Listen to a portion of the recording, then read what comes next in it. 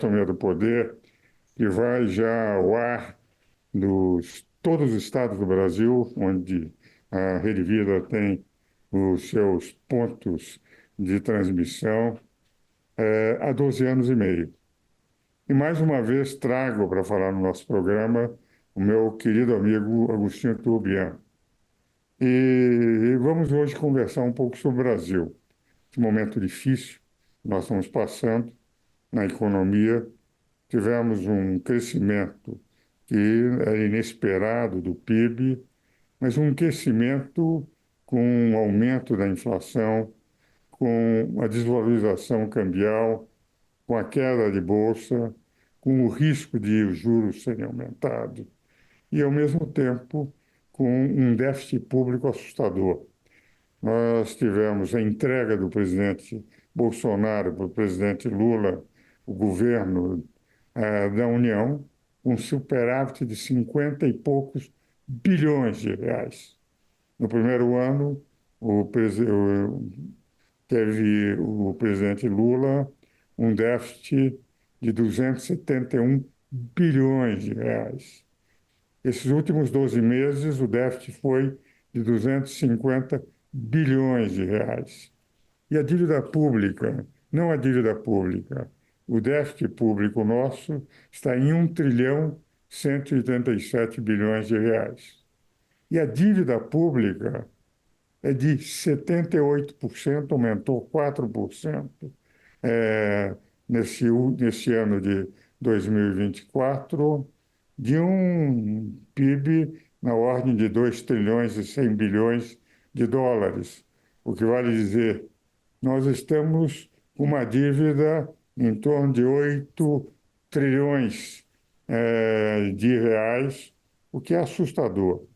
Então, isso já está prevendo o aumento novamente de juros, porque não há política fiscal, o governo não controla os gastos, esses gastos, inclusive, são mal vistos, as estatais estão sendo cabides de emprego de uma série de amigos do rei. Então, nós estamos com um crescimento que preocupa, que é um crescimento maior do que o esperado, mas sem sustentabilidade por causa da existência de um orçamento fiscal. Nós estamos entrando num voo de galinha que poderá ocasionar, para segurar a inflação, já que estamos tendo um crescimento da desvalorização cambial e, ao mesmo tempo, um enfraquecimento da moeda do real, a possibilidade de termos o que seria muito ruim para a economia, mas seria o único instrumento de combater a inflação, que seria o aumento de juros. É nesse quadro que eu gostaria de ouvir a sua opinião, meu querido Agostinho, já que você tem a revista da América Economia e tantas outras publicações dedicadas ao empresariado brasileiro. Doutor Ives, para mim é uma honra muito grande voltar aqui ao seu programa, porque ele é um programa icônico do nosso país, de onde se pode, o senhor cede espaço para que a gente fale, e eu me sinto confortável de fazer uma interlocução com uma figura tão importante quanto o senhor tem um papel nesse país de uma extraordinária importância. Porque o senhor esteve lá na Constituição, o senhor orientou os nossos constituintes. Então, eu queria falar de um Brasil que eu conheço, ele é depois da Constituição. Eu conheço um país que nasce e tem 38 anos só. Eu não conheço o país antes desses 38 anos, nem me sinto confortável para falar. Mas o que o senhor diz, eu não discordo, mas eu quero dizer ao senhor o seguinte, que a taxa de crescimento que o país apresenta, embora pífia, embora insignificante diante do que ela poderia ser, ainda assim é uma taxa compatível com a taxa de crescimento do planeta. O planeta não está crescendo nesse momento de maneira exponenciada e que nos colocasse numa condição menor. Hoje, o Brasil, depois de ter passado 40 anos junto com Singapura, onde Singapura não era nada e hoje é uma grande potência, o Brasil não fez o seu aproveitamento desse momento que ele tinha há 40 anos atrás, mas hoje ele atua com Singapura, esta Singapura evoluída, com melhor proporção. Ele é um comprador do que Singapura pode produzir hoje. Singapura, 40 anos atrás, não produzia nada, absolutamente nada. Era nada em verso ao Brasil. O Brasil era mais que Singapura 40 anos atrás. E hoje Singapura é, não é mais do que o Brasil. Ela é importante para o Brasil é importante para Singapura, porque o que Singapura produz, o Brasil recentemente fez um leilão de 5G, onde todo o preparo de streaming da nossa área de entretenimento, nosso sistema de entretenimento, nas televisões abertas que passaram para esse novo mundo, Singapura começa a enxergar a gente como um país importantíssimo. Então, a minha visão, eu não discordo de nada absolutamente do que o senhor disse, está corretíssima a sua colocação, mas eu sinto, sim, doutor Ives, que nós construímos uma nação dentro de uma Constituição. E eu tenho muitas restrições sobre governos. Eu falo de Estado. Me sinto mais confortável de falar de Estado quando eu olho para o senhor e estou no seu programa. Porque o Estado me dá referências muito mais altivas, porque é a ele que eu presto o meu patriotismo. É ao Estado que eu me referencio e tenho respeito à minha bandeira, respeito ao meu país. Governos são transitórios, eles têm interesses muito voláteis e estruturados em situações econômicas que pressionam os governos para que atuem em direção dos momentos econômicos que alguns setores nos colocam. Se a gente fizer uma leitura do primeiro passo do governo Fernando Henrique Cardoso, a gente pode fazer essa leitura. O Estado não existia que o favorecesse para as concessões públicas. Aí ele cria, dentro do governo, a relação de Estado, as legislações foram colocadas para as concessões públicas e a economia começa a andar. A partir dali, o Estado caminha junto com outros governos. E assim se sucedeu com o governo Sarney, com o governo Temer, com o governo Collor, com o governo, depois de todos os outros, Lula, Dilma e todos os outros. Acho que o Estado é superior e maior do que os nossos governos. Sim, o senhor tem razão, às vezes os governos tentam, em um período muito curto, de 4 anos, na verdade o mandato é de 8 anos no Brasil, com direito a um coffee break de 4. O que nós percebemos, doutor Ives, é uma relação de causa e efeito. Sim, o nosso país podia estar melhor, sim, mas eu acho que essa análise que a gente tem feito das entregas, se o senhor pegar um programa de televisão, onde o programa vamos dizer, do Domingo do Hulk, quando ele tem que entregar para o programa do Fantástico uma audiência melhor. Então, o final do programa é a parte mais importante, para que nos 30 segundos que ele vai passar para outro programa, ele tem que entregar audiência. Infelizmente, a nossa política não tem dialogado com esse respeito. Eu acho que os nossos políticos ainda não conseguiram entender o papel do Estado de se falarem. Como Angela Merkel fez lá na Alemanha, ela ganha e ela chama todo mundo. Não, eu não ganhei. Quem ganhou fomos nós, alemães. Nós temos que nos unir e governar o nosso país. E a governabilidade para colocar o nosso país numa situação de competitividade, de equilíbrio e de relação internacional não pode prescindir de todos os partícipes. Olha o exemplo que nós estamos vendo na Venezuela e em outras localidades. Eu acredito sim, eu sou muito favorável que o Brasil, em que pese as situações das pessoas que ocupam cargos públicos na política, ainda não conseguiram. E eu vou me referir quase que a todos. Eu respeito, como disse ao senhor nesse momento, eu sou uma pessoa que lê o meu país pelo Estado, então eu gosto de falar com o senhor porque o senhor é a legislação. Presidente Temer, pessoas que são constitucionalistas, conhecem o poder, a importância, a necessidade da aplicação da lei. E, lamentavelmente, às vezes, em governos, a gente não enxerga isso. Eu termino, para fazer uma colocação para o senhor, meu sonho, eu sempre brinco que o meu sonho é um dia operar da laringe no SUS. Aí alguém fala assim para mim, como operar da laringe no SUS? Você tem plano de saúde? Eu falei, mas não está certo. Se o meu país tem um programa único de saúde, por que eu não uso esse programa? E ele sai da minha conta, direto ou indiretamente, e eu tenho que pagar um plano de saúde caríssimo para poder operar. Então, eu sinto que ainda há muita coisa para fazer e isso é a nossa esperança. por ter coisas para fazer, pela democracia ser um sistema onde convive a disparidade ideológica, todas as ideologias e pensamentos estão ali prontos e disponíveis a falar. O que nós precisamos é que o Estado se dialogasse. Eu sinto essa falta, eu não sei se eu estou errado, se o senhor me permita fazer uma recolocação para o senhor. Eu sinto que não há um diálogo do Estado, onde a lei existe, porque tanto entrave para não favorecer a vida da sociedade como um todo, e temos esses conflitos todos de informação e de movimento como a gente vive. Perfeito, Agostinho. Eu estou de acordo com você. Há uma diferença entre Estado e governo. No Brasil, nós temos que sempre pensar em Estado.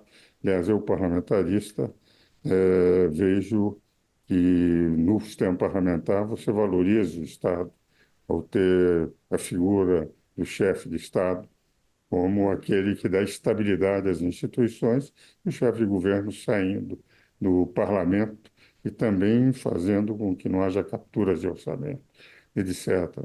E acho que nós estamos aí num aprendizado depois de 88, aprendizado com vitórias e derrotas, como isso poderia acontecer. Nós vamos agora aos nossos comerciais, meu caro Agostinho, e vamos voltar a continuar falando no segundo bloco desse tema. Damos continuidade ao programa Anatomia do Poder, hoje entrevistando a esse grande publisher, que é Agostinho Turbian, é, uma série de revistas editadas, uma delas só de economia, América Economia, e que é um empresário com um livre trânsito nos meios políticos, nos meios empresariais, nos meios universitários. Como eu faço em todo o programa, meu caro Agostinho, eu ofereço um livro. Este é o Parlamentarismo Monárquico. Não é uma defesa da monarquia, apenas mostrando um parlamentarismo monárquico. Tem um chefe de Estado separado do chefe de governo. E um chefe de Estado que não entra no debate político, ele termina dando os sistemas parlamentares de governo estabilidade maior do que aquelas em que o próprio chefe de Estado ele é eleito pelo povo. Mas não são todos os governos. A Inglaterra vive mais com uma tradição, mas há governos como a Suécia, Noruega, Dinamarca, Holanda, Bélgica, em que nós temos essa estabilidade pela rígida separação entre o Estado e o governo. Mas vamos agora à continuação do nosso programa. Porque ultimamente o que nós estamos sentindo é uma crítica de parcela ponderável do povo, nada obstante a qualidade, eu conheço, tenho livros escritos com a maioria dos ministros que aí estão, a qualidade dos juristas que lá estão, mas tem havido, nessa invasão de competências do Poder Legislativo, uma instabilidade e uma certa preferência do Supremo Tribunal Federal pelo Executivo, e uma instabilidade ainda nas diversas correntes que hoje dominam o Legislativo, que nos leva a essa tensão entre poderes, em que os presidentes das duas casas legislativas, elas indiscutivelmente procuram, muitas vezes, dar uma estabilidade, mas a verdade é que o legislativo, o núcleo do legislativo, a maioria do legislativo, não é do poder executivo. Eles aderem em função de projetos específicos, de preferências que venham a ter, e o poder judiciário tem muitas vezes legislado em vez do poder legislativo, gerando uma certa tensão. Isso nos leva a esse momento difícil que nós estamos passando, em que os bons juristas do Supremo, mas com decisões contestáveis enquanto ministro, têm provocado essa tensão. Como você vê esse quadro atual em função, inclusive, daquilo que nós estamos? O nosso programa é no dia 8. Teremos, já que estamos gravando antes, no dia 7, uma manifestação de contestação ao Supremo. Como você vê a possibilidade de superarmos esse momento? Bom, primeiro eu vejo muito positivo esses fatos, doutor Ives, porque é muito tênue o período de análise. Se nós analisarmos as grandes nações do mundo, nós vamos encontrar um período de 200 anos Pedro Grande na Rússia, 300 anos de um governo na Espanha, 200 na Itália. Nós estamos a uma data recente. E sim, há tudo que o senhor diz e afirmou é verdade, da participação do STF legislando, mas eu diria que esse legislando que nós afirmamos aqui, o senhor afirmou e eu concordo, é porque é um período em que, como seria se não fosse? Talvez a frase mais apropriada que eu diria, como seria se não fosse, considerando o quê? Quando os legisladores, os constituintes que fizeram a nossa Constituição em 88, eles viveram, a pergunta que eu faço, eles viveram, os constituintes, mais sob a égide do pensamento de um regime que antigamente não era o democrático, era aquele outro regime, então um regime militar, não importa, com todos os méritos, com todas as condições, mas era um outro regime. E aí os constituintes, quando foram construir essa Carta Magna, eu acredito que eles tiveram uma dúvida.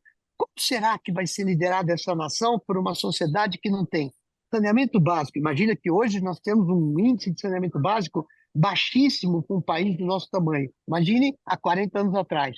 Como seria esse gestor dessa nação, que vem da iniciativa privada, onde nós não tínhamos o COAF, nós não tínhamos o que temos hoje, um PIX, que é um fator de integração da sociedade. Então, esses legisladores, esses constituintes orientados por juristas de renomada estirpe, como o senhor que liderou tantos assuntos dentro da Constituição, eles podiam imaginar que tão pouco tempo haveria delação premiada, lava-jato, instrumentos legais que pudessem discutir a gestão de pessoas dentro do governo, e não de pessoas dentro da estrutura da lei, pessoas da estrutura do Estado. Quer dizer, eu fico imaginando que esses senhores respeitados, que tiveram essa responsabilidade, eles não conseguiram, e não é possível ter tamanha imaginação de enxergar os dias de hoje há 40 anos atrás. Mas eles atingiram um índice muito alto de assertividade com essa Constituição baseada em vários fatores. Enxergaram a sociedade, isso foi um ponto positivo, mas não podia imaginar que os desvios padrões de pessoas dentro da sociedade política podia ser tão acentuado, como nós vimos aí em vários episódios da nossa sociedade.